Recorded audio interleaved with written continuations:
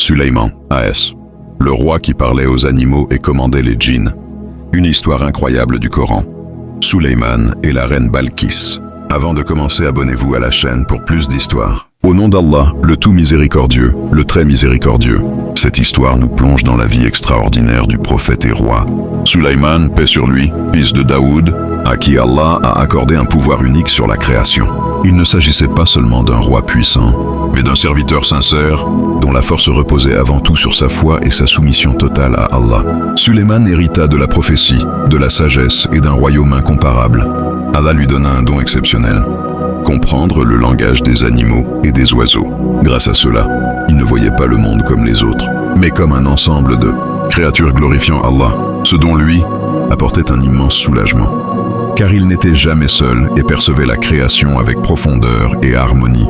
Un jour, alors qu'il avançait avec son immense armée composée d'hommes, de djinns et d'oiseaux, ils arrivèrent dans une vallée de fourmis. Une fourmi avertit les autres de se cacher pour éviter d'être écrasés. Par la permission d'Allah, Sulayman entendit cet appel. Touché par la sagesse de cette petite créature, il arrêta toute son armée. Cela montre que même le plus puissant doit faire preuve d'humilité et de miséricorde, et que rien n'est trop petit pour mériter attention. Allah avait également soumis à Sulayman les djinns, des créatures invisibles faites de feu, capables de construire, plonger dans les mers et accomplir des tâches immenses. Mais ce pouvoir n'était pas de la magie.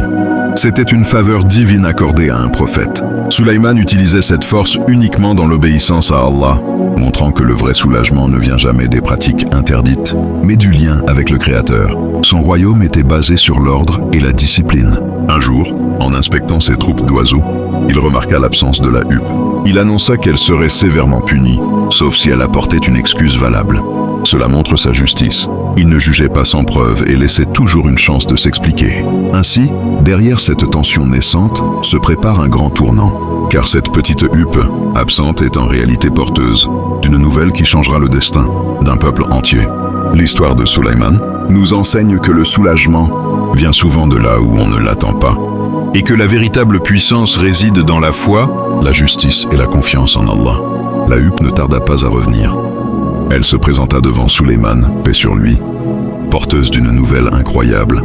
Elle dit: « J'ai appris ce que tu n'as point appris, et je te rapporte de Saba une nouvelle sûre. » Elle expliqua qu'il existait un royaume puissant, Saba, dirigé par une reine nommée Balkis, dotée d'un immense trône et d'une grande sagesse.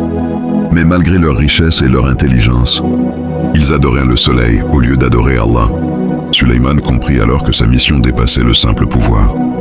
Il ne chercha pas la guerre, mais la guider. Il écrivit une lettre noble, commençant par Bismillah ar-Rahman ar-Rahim, appelant la reine à se soumettre à Allah. Lorsque la lettre arriva à Saba, Balkis fut troublée. Elle consulta ses conseillers. Eux voulaient la guerre, mais elle, pleine de sagesse, savait que les guerres détruisent les royaumes. Elle décida alors de tester Sulayman en lui envoyant des cadeaux précieux, pensant qu'il était comme les autres rois. Mais Sulayman refusa ses richesses et déclara que ce qu'Allah lui avait donné était bien meilleur. À cet instant, Balkis comprit qu'elle n'avait pas affaire à un simple roi, mais à un prophète guidé par Allah. Ce fut un premier choc pour elle, une première fissure dans son orgueil. Alors que la reine se mit en route pour rencontrer Sulayman, celui-ci voulut lui montrer un signe de la puissance d'Allah. Il demanda qui pourrait lui apporter le trône de Balkis avant son arrivée. Un puissant djinn proposa de le faire rapidement, mais un homme doté d'une science. Puissance vient d'Allah, mais au lieu de, Sulayman remercia son Seigneur, conscient que tout cela était une épreuve. Lorsque Balkis arriva, Sulayman lui demanda d'entrer dans son palais. Je me soumets avec Sulayman à Allah, Seigneur de l'univers. Ainsi, Balkis passa de l'orgueil à l'humilité, de l'erreur à la vérité. Son cœur trouva enfin le véritable soulagement dans la soumission à Allah. L'histoire de Sulayman et de Balkis n'est pas seulement une histoire de pouvoir et de miracle. C'est une leçon profonde pour chacun de nous. Peu importe nos difficultés, peu importe notre situation. Et en un instant, le trône apparut devant Sulayman. Ce miracle montrait que la véritable, elle comprit que ses sens pouvaient la tromper, tout comme elle s'était trompée en adorant le soleil. Elle réalisa la vérité et déclara avec sincérité: « Seigneur, je me suis fait du tort à moi-même. » Pensant marcher dans un bassin, elle souleva sa robe. Sulayman lui expliqua qu'il ne s'agissait que de cristal. À cet instant précis, tout devint clair pour elle, s'enorgueillir. Le sol était fait d'un cristal si pur qu'il ressemblait à de l'eau. Comme Sulayman, soyez reconnaissant. Comme Balkis, soyez humble. Et Allah vous ouvrira des portes que vous n'auriez jamais imaginées. Qu'Allah apaise vos cœurs et vous guide vers la lumière. Paix sur vous. Le soulagement vient toujours d'Allah. Après la conversion de Balkis, le royaume de Sulayman, paix sur lui, atteignit son apogée. Mais sa véritable mission n'était pas la puissance, c'était la justice. Allah lui avait accordé une sagesse unique qui lui permettait de comprendre les cœurs et de juger avec équité. Il passait de longues heures à écouter les plaintes de son peuple. Qu'il s'agisse d'hommes, de djinns ou même d'animaux, rien n'était trop petit pour être ignoré. Le soulagement pour chacun résidait dans cette certitude. Aucune injustice ne resterait sans réponse. Cela nous enseigne que le vrai soulagement vient de la justice et de la compassion. Cependant, malgré la grandeur de son royaume, une part d'ombre subsistait. Les djinns, ces créatures puissantes faites de feu, travaillaient sans relâche sous son commandement. Ils construisaient des palais immenses et accomplissaient des tâches gigantesques. Mais derrière cette force se cachait une fatigue et une tristesse profonde. Sulayman, en les observant, ressentit une épreuve intérieure. Il comprit qu'il ne pouvait pas tout changer, que certaines limites étaient imposées par la volonté d'Allah. Son soulagement ne vint pas en changeant leur situation, mais en acceptant avec humilité ce qu'il ne pouvait pas contrôler.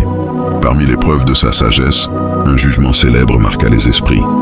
2 femmes se disputèrent la maternité d'un enfant. Ne trouvant pas de solution évidente, Sulayman proposa de partager l'enfant en 2. Face à cette décision, la véritable mère, remplie d'amour, préféra abandonner son droit plutôt que de voir son enfant mourir. Sulayman reconnut immédiatement la vérité et lui rendit l'enfant. Ce jugement montra que la véritable justice repose sur la compréhension du cœur et non seulement sur les apparences.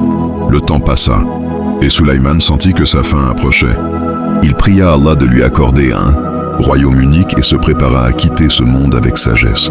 Un jour, il resta debout, appuyé sur son bâton, comme en prière. C'est dans cette position qu'il rendit son âme à Allah. Sa mort resta invisible pendant longtemps, car les djinns continuaient à travailler, pensant qu'il était toujours vivant. Ce n'est que lorsqu'un petit insecte rongea son bâton que son corps s'effondra.